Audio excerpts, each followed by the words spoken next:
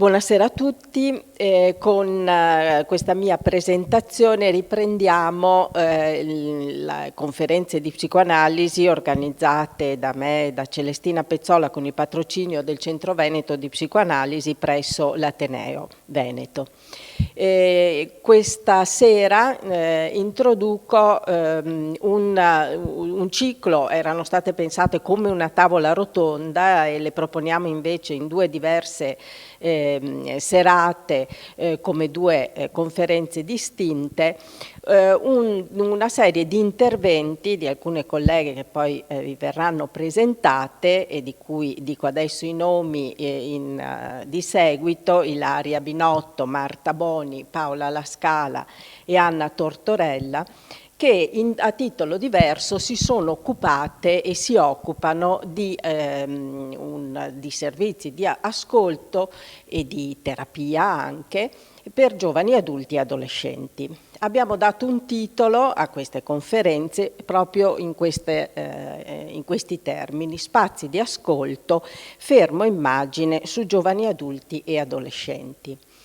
Prima di tutto, così io ci terrei a sottolineare il fatto che ci fa particolarmente piacere che l'Ateneo ospiti e dia voce a delle esperienze che esistono nel nostro territorio, nella città di Venezia, nel suo territorio e nella città di Padova, volte proprio alla creazione, all'aver pensato, ideato e messo in opera dei servizi, chiamiamoli così, di ascolto, in cui giovani, adulti, studenti universitari prevalentemente e adolescenti possono accedere, e sono servizi gratuiti, per incontrare degli psicoterapeuti, in questo caso psicoterapeuti e psicoanalisti, ai quali rivolgersi in caso di difficoltà di qualsiasi natura.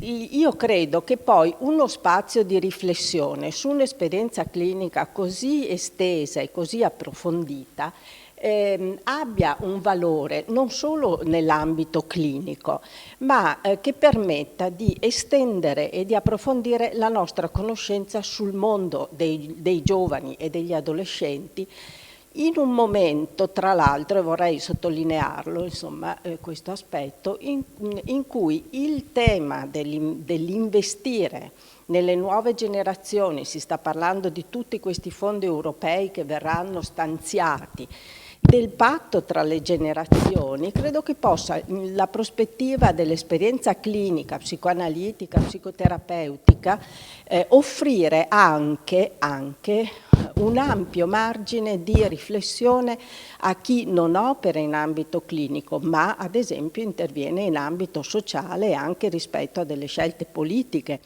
perché offrire prospettive di lavoro e di vita alle giovani generazioni, valutare dove queste prospettive si inceppano, dove si esprime il disagio, sono modi di affrontare la realtà diversi ma sinergici, e mi fa piacere sottolineare questo, e magari anche pensare che proprio qui all'Ateneo Veneto si potrebbe continuare in un'ulteriore occasione, magari in presenza, visto che adesso lavoriamo e ci rivolgiamo a voi che siete lontani e non siete come dire, il pubblico con il quale siamo abituati ad interagire, che possa essere possibile in futuro riprendere questi discorsi e queste riflessioni anche con persone che operano nei nostri territori e che si occupano di scelte importanti proprio rispetto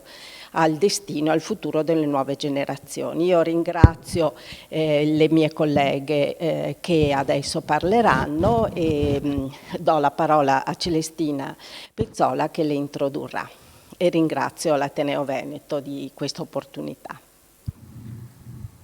Grazie Roberta per questa tua importante introduzione. Adesso do la parola alla dottoressa Ilaria Binotto, che è psicologa, psicoterapeuta, psicanalista della Società Italiana di Psicoanalisi e lavora da anni al servizio di consultazione gratuito del Centro Veneto di Psicoanalisi Giorgio Sacerdoti. Ilaria Binotto ci parlerà oggi della sua relazione che ha per titolo Io sono, coniugazione del diventare soggetto. La parola a Ilaria Binotto. Sì, buonasera.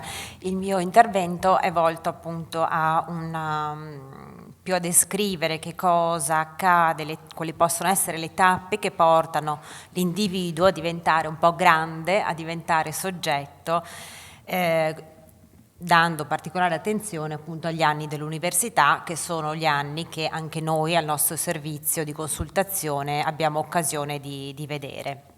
Gli anni dell'università che cosa sono? Sono appunto un cruciale crocevia, una terra di mezzo tra l'adolescenza, con la sua vivacità pulsionale, e l'esposizione all'età adulta. Un po' una zona cuscinetto, una seconda latenza che vive dell'eredità infantile e dell'adolescenza ancora dietro l'angolo. Ho l'obiettivo di mettere in luce l'importanza del processo di soggettivazione, avviatosi all'inizio della vita psichica dell'individuo, in collegamento proprio con l'adolescenza per lo strutturarsi della personalità nei giovani adulti. Il diventare grandi, il diventare soggetto è alle porte e alla portata dello studente universitario.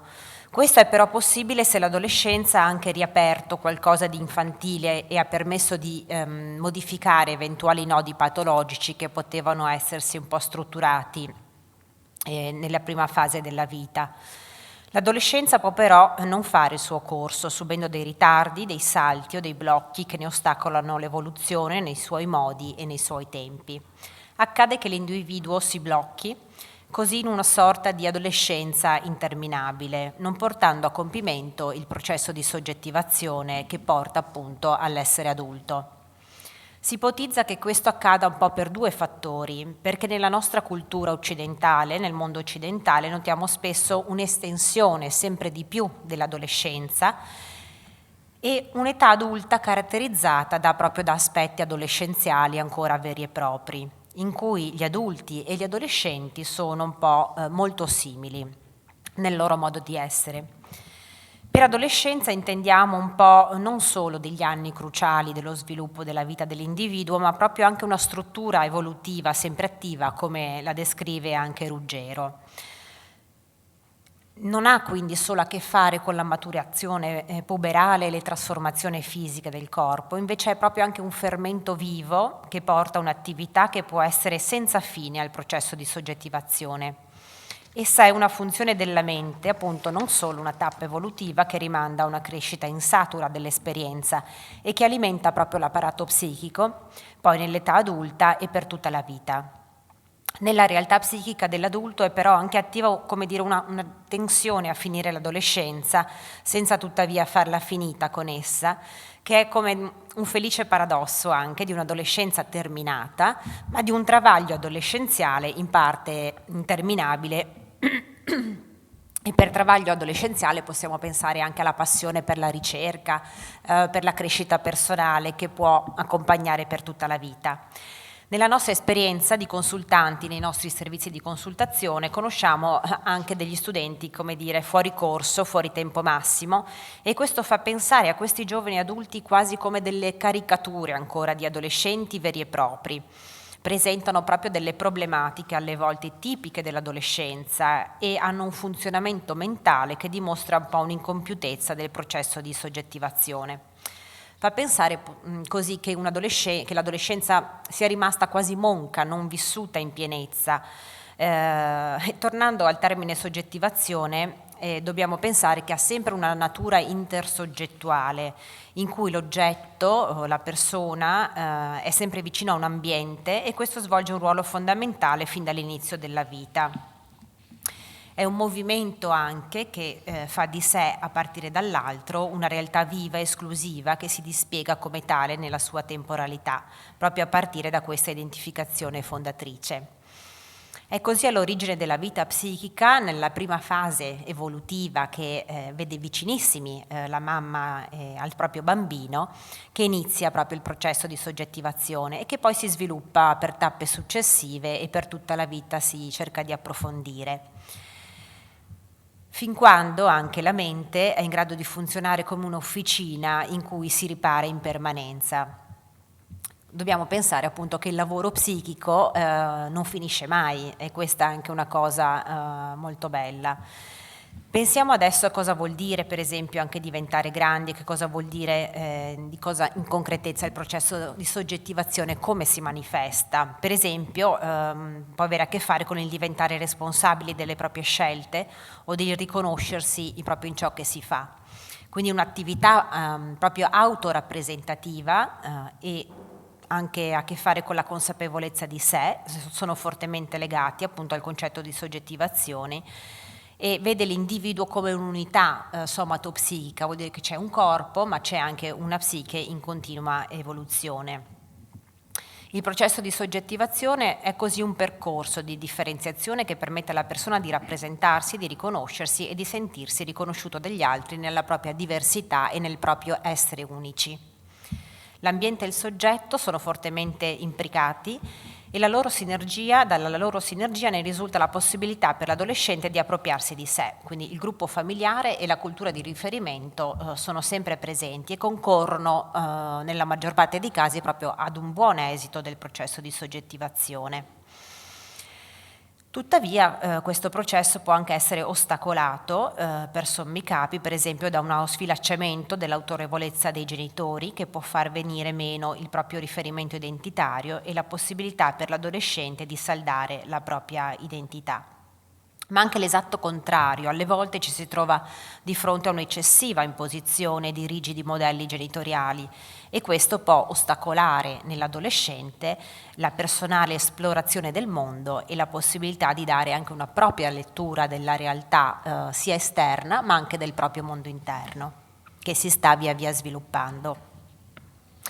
Quindi il processo di soggettivazione, per come si dovrebbe declinare durante l'adolescenza, vede l'ambiente, il genitore, che questi possono accogliere anche le note dissonanti provenienti dall'adolescente che è in continua ricerca, in continua scoperta, e che queste note dissonanti siano anche prese e accolte come proprio delle vere e proprie manifestazioni di vitalità del suo sentirsi diverso e di stupire e di trasformare dentro di sé i genitori. Tanto che l'adolescenza potrà anche essere un'occasione di evoluzione, di crescita un po' per tutto il nucleo familiare.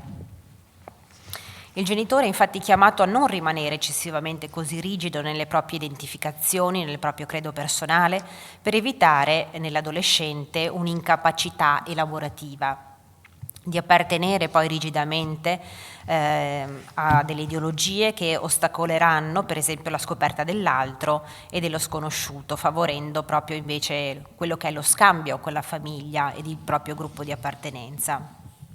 Sul versante dell'ambiente concorrono infine ai disturbi di soggettivazione un eccesso anche di investimento su di sé, ma come anche una carenza di presenza mentale ed emozionale da parte dei genitori, a loro volta poco soggettivizzati. A questo proposito ci poniamo un po' una domanda, ma può essere che sia capitato qualcosa, qualche evoluzione culturale negli ultimi 50-60 anni appunto nella nostra cultura che ha creato dei cambiamenti tra adolescenza e età adulta? Proviamo solo a pensare all'etimologia di questi due termini, all'etimologia di adolescenza e dell'essere adulto, che hanno entrambi a che fare con hanno proprio la stessa radice, l'adolescenza e l'adulto. Il primo fa pensare a una persona che è ancora in sviluppo, legato a un processo di crescita, e l'altro l'adulto che lo ha completato o dovrebbe, con un completo sviluppo fisico e psichico. Il confine tra l'adolescenza e l'età adulta negli ultimi 50 anni invece è diventato un po' sempre più lasco.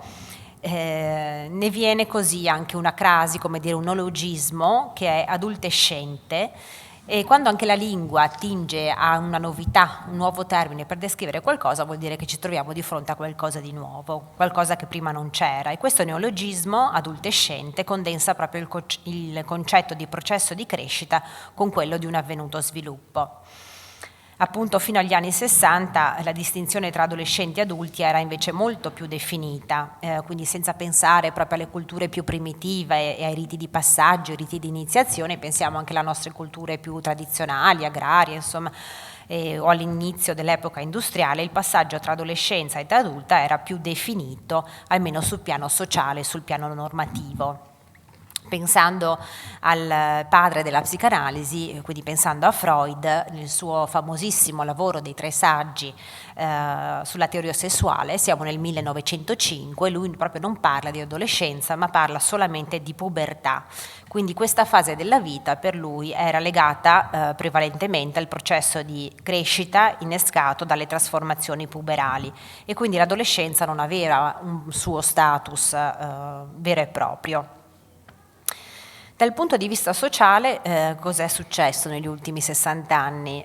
Che possiamo dire che l'adolescenza è un po' nata, tra virgolette, anche con il prolungamento dell'obbligo scolastico che è avvenuto alla fine del 1962, quando è nata la scuola media come scuola dell'obbligo. Possiamo dire quindi che anche l'adolescenza è un po' come un effetto collaterale del prolungamento dell'obbligo scolastico, ma uso questo termine effetto collaterale come dire che è qualcosa che a latere è successo, che comunque ha permesso la cura per esempio dell'analfabetismo. Da allora si è dilatato il tempo che occupa nella vita di ognuno, l'adolescenza, tanto da perdere anche la sua caratteristica fondamentale di fase di elaborazione delle trasformazioni fisiche della pubertà. Quindi ci domandiamo, ma è un'adolescenza che si va facendo interminabile o è anche una società adulta che si va adolescentizzando? Forse possiamo dire che sono un po' entrambe le cose. I confini più estesi dell'adolescenza nel tempo, ma anche una quantità crescente di elementi adolescenziali sono pervasivamente penetrati nella società adulta con il conseguente affievolirsi dei limiti che fanno la differenza tra adolescenti e adulti. Cosa vediamo? Che rimanere in una fase più prolungata di conoscenza, no, per fortuna, con il prolungamento della possibilità di andare a scuola per la maggior parte delle persone, quindi questa fase di apprendimento che si prolunga ha comportato il procrastinare, un identificarsi per esempio nel proprio fare. Prima di questo cambiamento cosa accadeva? Che nella scelta, la scelta della professione di cosa fare da grandi avveniva per forza di cose molto prima e quindi proprio la domanda che oggigiorno spesso ci poniamo, che cosa vuoi fare da grande, la risposta la possiamo avere più in là nel tempo e anzi sempre più avanti. Che cosa significa anche essere adulti e quali sono le caratteristiche di una persona adulta? È un concetto, per esempio, che in psicanalisi può anche portare una certa di ambiguità, pur concordando che la crescita psichica sia per fortuna potenzialmente interminabile. L'essere adulti ha a che fare proprio con il predominio della genitalità, con l'identificarsi con i propri genitori, con la capacità di tollerare le frustrazioni e procrastinare un soddisfacimento o che il soddisfacimento possa essere non immediato come avviene nel bambino, ma possa essere anche in modo indiretto e quindi di tollerare di non avere tutto e subito. Che ci sia anche una stabilizzazione dell'identità di genere, un'integrazione del proprio corpo sessuato, sono anche appunto solo alcuni aspetti che caratterizzano l'età adulta. Invece la cultura postmoderna occidentale presenta la pervasiva tendenza, anzi sempre di più, all'indifferenziazione, che è caratterizzata da un importante disagio legato alla inconsistenza e alla fragilità delle relazioni, a causa anche della crisi, per esempio, della funzione dell'autorità, e del venir sempre meno dei valori religiosi, ideologici e crescente instabilità dei confini familiari. Detta un po' semplicemente, si può parlare di un'attenuazione progressiva della differenza tra bene e male e della crescente ambiguità che permeano la nostra cultura e che fanno sì che molti adulti oggigiorno condividano con gli adolescenti un medesimo sentimento di precarietà. Pensiamo a quanti adulti proprio si sono costretti, si sono anche riconosciuti e descritti come precari dal punto di vista lavorativo E se le parole descrivono e se con le parole ci identifichiamo, insomma questo ci fa immaginare anche il vissuto di alcune persone che si definiscono proprio dei precari dal punto di vista lavorativo, di che peso può avere questo, no? Gli adulti di oggi sono anche la prima generazione, per esempio, costretta a vivere economicamente in uno stato appunto economico peggiore dei propri genitori, e gli adolescenti ora invece hanno più o meno le stesse opportunità di libertà, anche di godimento sessuale, economico e di movimento. Questo può ridurre, per esempio, nell'adolescente la motivazione a crescere e ad uscire dall'adolescenza raggiungendo lo status dell'adulto. Possiamo dire che viene a mancare quella spinta pulsionale che viene proprio dalla mancanza, dal bisogno, che porta a tendere verso ciò che non si ha. Non escono, cioè gli adolescenti possiamo dire che non escono dall'adolescenza perché sono già sufficientemente gratificati, e spesso, no, si sente dire ma non gli manca nulla, hanno proprio tutto. Gli adolescenti non premono per diventare adulti e gli adulti rivestono modelli adolescenziali, anche se pensiamo a delle ricerche condotte da colleghi psicologi o psicoterapeuti, non rilevano delle differenze significative tra gli adolescenti e gli adulti, per esempio nell'uso della rete, nella navigazione nel web, e hanno comportamenti proprio sovrapponibili. Si parla così anche di adulti inquieti sul piano relazionale, ben lontani dallo stereotipo che li vorrebbe sistemati abbastanza serenamente. Quello che era specifico dell'adolescenza ora lo ritroviamo proprio nella cultura adulta, che è poco disposta a fare i conti con le mancanze, con il limite, dove il tollerare la mancanza, tollerare il limite è proprio una conquista dell'età adulta. E anche il progresso scientifico proprio contribuisce ad eludere tutto questo, portando alla tendenza ad illudere che desiderio e realizzazione possano sempre coincidere. La fantasia che tutto resti sempre possibile, il predominio delle immagini sul pensiero, si vede anche nella ricca frequentazione, per esempio, dei giochi virtuali, dove si può andare oltre la realtà individuale che è limitata, perché è difficile anche accettare le inevitabili rinunce che le scelte impongono, per esempio essere uomo, donna, non tutti e due, o per esempio nessuno dei due. L'imperativo della nostra cultura è quello di essere giovani, di essere belli, di essere in forma, di fuggire le fragilità, di fuggire il dolore, la morte, la vecchiaia. Tutto questo però ostacola molto l'ascolto di se stessi, portando anche a sofferenze intime misconosciute. Anche la vita amorosa rispecchia la reticenza di impegnarsi, e anche la sessualità tipica dell'adolescenza, che è ancora caratterizzata dallo sperimentare, dallo sperimentarsi, perché parliamo appunto di un'identità sessuata ancora in fieri, valica questo stile, quindi il bisogno di sperimentarsi continuamente, valica nell'età adulta, con un conseguente impoverirsi della sessualità e anche proprio della vita affettiva. E si riduce la vita affettiva alla sessualità, spesso si può ridurre a qualcosa che si consuma un po' come un fast food, come se fosse proprio un panino. Ne viene un quadro di nitida indifferenziazione che ripercorre quasi la storia dell'umano.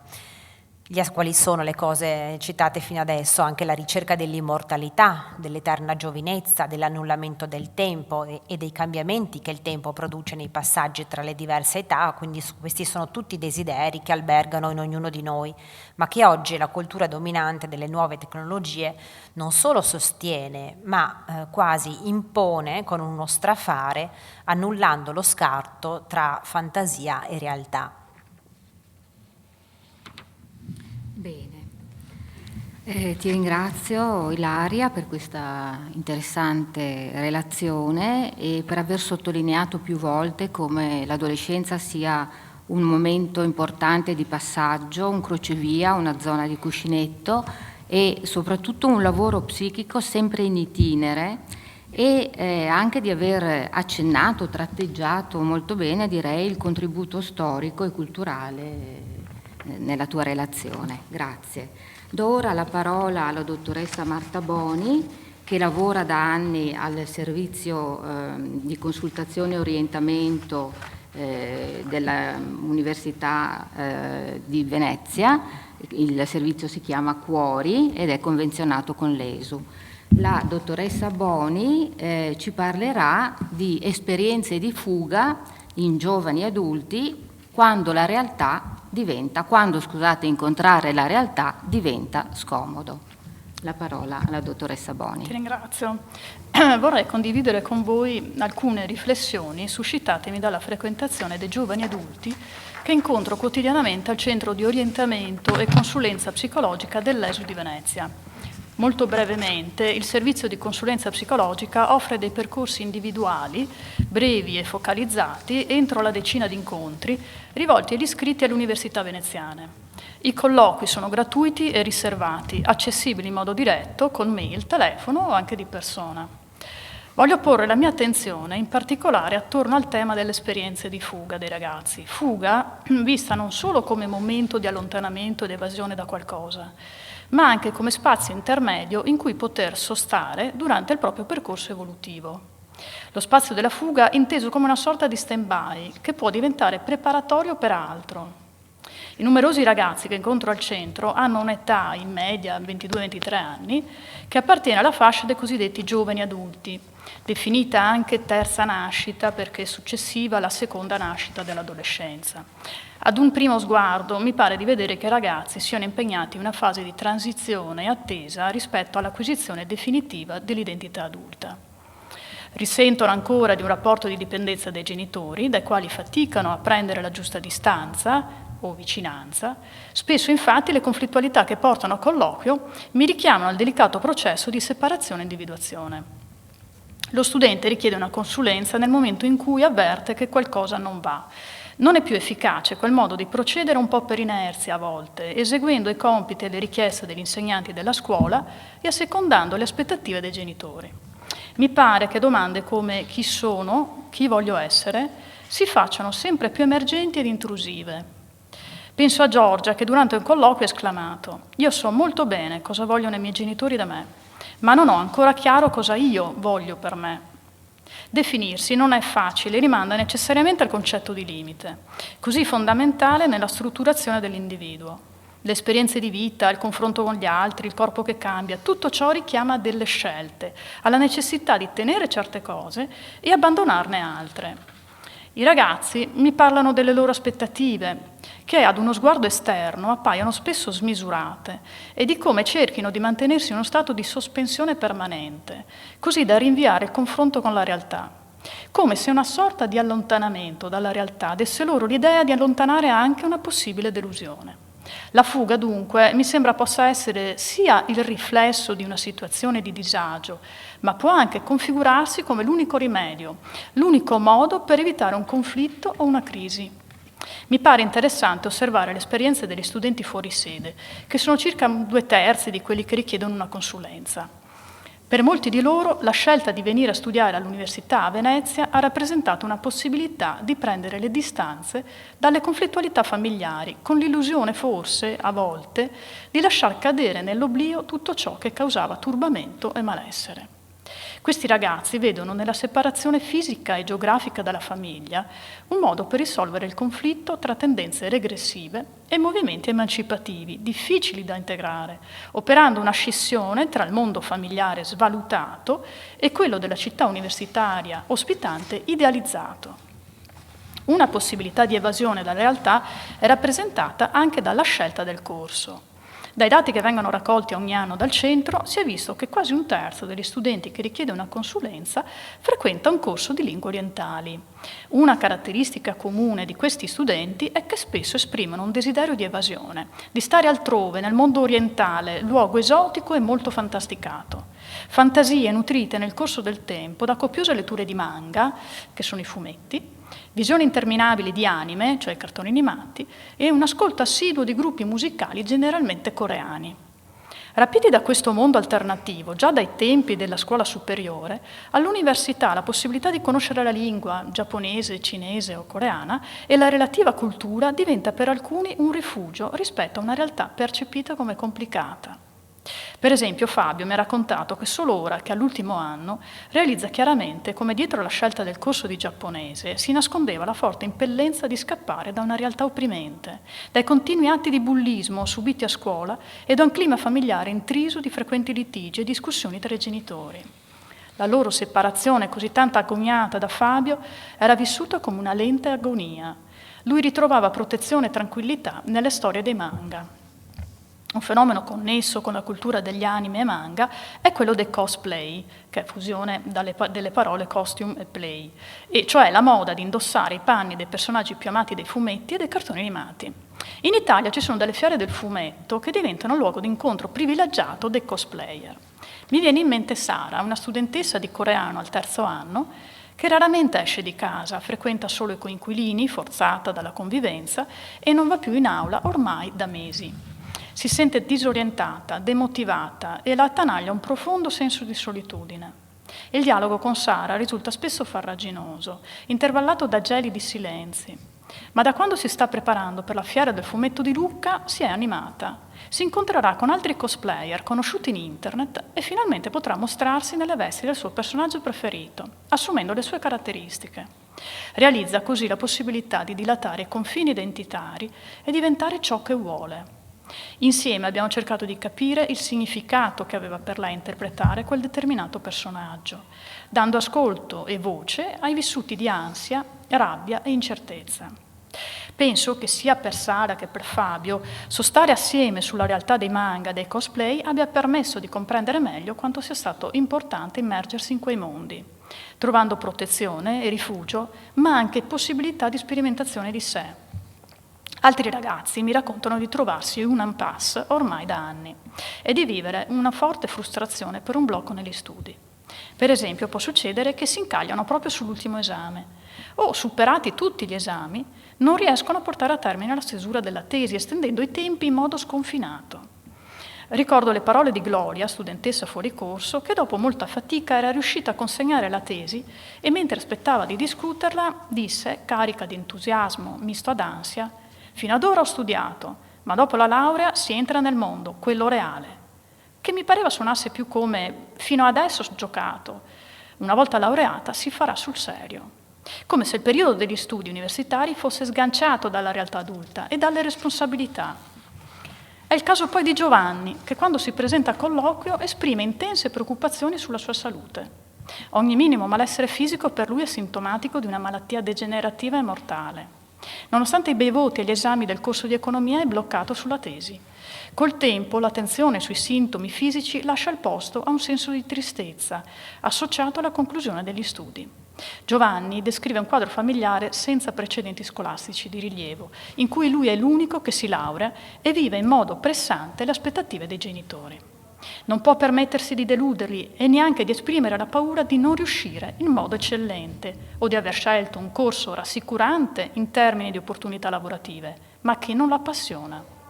Mi sembra che per Giovanni il colloquio abbia rappresentato un luogo intimo in cui poter far emergere i vissuti associati al termine del percorso universitario e in cui potersi pensare un futuro meno minaccioso e ostile.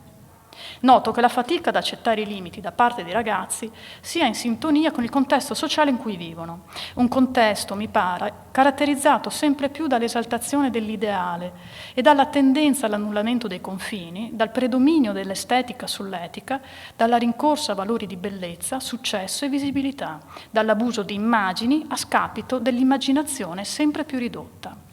In questa società del narcisismo, l'uso di Internet riveste un luogo centrale, insinuandosi in molti ambiti della vita. Il cellulare è diventato un accessorio indispensabile, un po' come per gli occhiali o per l'orologio, accompagna sempre ovunque il suo proprietario. Anche a colloquio spesso lo studente lo lascia sul tavolo, tra me e lui. La sofferenza espressa dai giovani da alcuni anni fa riferimento anche all'uso dei social media. Penso a Francesca, che sta male perché le sue amiche postano su Instagram foto di momenti di divertimento in cui non è stata coinvolta. Davide invece è furioso dopo aver scoperto su Facebook che la sua ex, lasciata da poco, ha già messo un post col suo nuovo ragazzo.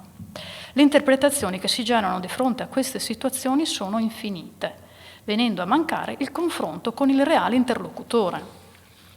Chi rimane fagocitato da questo mondo virtuale di chat individuali o di gruppo fatica a vivere il contatto diretto reale con l'altro, per il rischio di sperimentare una delusione o un senso di inadeguatezza.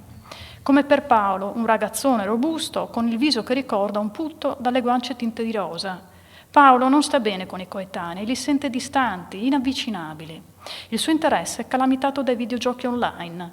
Lunghe battaglie lo impegnano ogni giorno per ore e lui, con i suoi compagni di gioco virtuale, può sentirsi un vero protagonista che domina la situazione, reggendo il confronto con gli altri perché sa come vincere. Condividere con Paolo il suo mondo, i suoi pensieri, paure, dubbi e desideri mi ha dato l'opportunità di capire meglio le sue difficoltà nell'affrontare i vissuti di delusione con i pari, le alte aspettative, il rapporto con una madre molto apprensiva da cui si sentiva visto ancora come un bambino. Nel corso dei colloqui, al dispiacere di constatare che i suoi tempi di reazione nei videogiochi non erano più così performanti, si è aggiunto il piacere di riuscire a frequentare dei compagni con cui condividere interessi reali assieme. Oltre ai videogiochi, tanti ragazzi raccontano di trascorrere parecchie ore al giorno davanti alla TV. Vere e proprie maratone di serie televisive di ogni genere. Spesso è una modalità per riempire il vuoto di giornate vissute come prive di senso, in cui è necessario annullare il tempo e anestetizzare il malessere. Un'altra situazione particolare è quella di Luisa, una ragazza sovrappeso a causa di una disfunzione ormonale che passa molto tempo nelle chat, luogo di relazione in cui conosce ragazzi e ragazze, si confronta, si diverte, si preoccupa per loro. Ma la questione si complica quando, in seguito all'invio di alcune sue immagini di nudo a un ragazzo che le mostra interesse, viene minacciata di diffondere quelle foto se non ne invia delle altre. Sexting è un neologismo che risulta dalla fusione delle parole sex e texting e indica la condivisione di immagini intime tramite internet. È un fenomeno abbastanza diffuso tra i giovani. L'invio di foto di nudo appare come un tentativo di cercare uno sguardo capace di attribuire valore e riconoscimento. La ricerca di approvazione e di like sempre più numerosi diviene un modo per ricevere la conferma di piacere e soddisfare l'intenso bisogno di rifornimento narcisistico, o, come mi disse una volta uno studente, di rifocillare la propria autostima. Lo slogan attuale sembra somigliare a più sexting e meno sesso, in quanto sarebbero in aumento rispetto al passato i giovani adulti che non hanno avuto alcun rapporto sessuale. Difatti il sexting, seppur pericoloso, può assumere un valore protettivo rispetto al rischio di incorrere in un cocente rifiuto dell'altro, in complicazioni e frustrazioni che si possono vivere in un rapporto reale. La rete quindi può diventare uno spazio virtuale di sperimentazione di sé, in cui provare a integrare corpo e mondo degli affetti, sentendosi meno vulnerabili. Crescere e diventare adulti significa anche confrontarsi con un corpo non scelto, che palesa delle imperfezioni o difetti, lontano quindi da un ideale. La psicoanalista Alessandra Lemma sostiene che il corpo è il luogo primario di elaborazione e presentazione dell'emergente senso del sé e dell'altro, in cui costruiamo la nostra individualità e capacità con cui ci relazioniamo agli altri. I social media esercitano un potere seduttivo notevole, offrendo possibilità infinite di manipolare l'immagine del proprio corpo e presentarsi secondo quanto si ritiene più desiderabile. Ricordo Dario, quando al primo colloquio, nel presentarsi, ha affermato con determinazione e orgoglio: «Io non sono gay, non sono neanche etero, io mi ritengo pansessuale».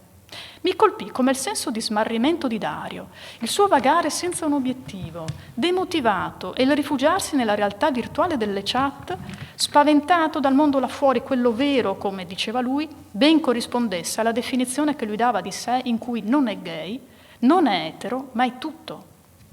Nella mia esperienza con gli studenti ho potuto quindi comprendere l'importanza di stare assieme a loro, sostando in quell'area indefinita o variamente definita in cui trovano rifugio, che si tratti di un mondo orientale, manga, cosplay o chat virtuali. Tale spazio ha tutte le caratteristiche dell'illusorio, ma allo stesso tempo mi sembra anche utilizzato come avvicinamento all'universo simbolico, così negato e inesistente nella realtà virtuale. Grazie a Marta, veramente, per aver dato voce a questi giovani adolescenti, studenti universitari, che hai portato in questa conferenza e che ci sembra quasi di aver incontrato anche noi, di averli sentiti realmente qui questa sera. Passo brevemente a concludere serata di oggi, esprimendo la mia gratitudine alle due relatrici per averci fatto riflettere, per aver portato delle interessanti e stimolanti riflessioni proprio su questo delicato processo adolescenziale che è, a mio avviso, un importante organizzatore della vita psichica dell'individuo.